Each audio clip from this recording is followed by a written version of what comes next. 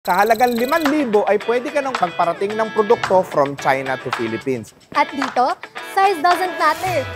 Kahit ganito lang kalaki ang papadala mo from China to Philippines, pwedeng-pwede yan kay cargoboss.ph.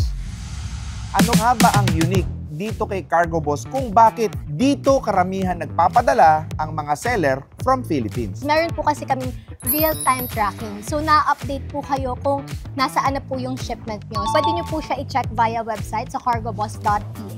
And meron din po kaming app for that. And aside po doon, meron din po kaming SMS tracking na kung saan maa-update po kayo kung ano na po yung status ng shipment nyo. Kaya naman yung rates po namin dito is all-in rates. So from duties to taxes, kami na po ang bahala. Wala na po kayong iintindihan. Para mas maging easy po ang importing sa mga nagsastart pa lang ng negosyo.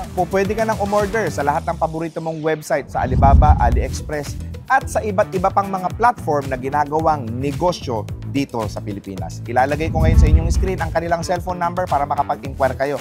At ilalagay ko na rin dito ang kanilang website which is www.cargoboss.ph. Ano pang inaantay ninyo? Magnegosyo na kayo dahil magdi-December na, siguradong papatok yan at bibilin yan. Kaysa pa sa iba mapunta yung 13-month pay ng katrabaho nyo, di sa inyo na lang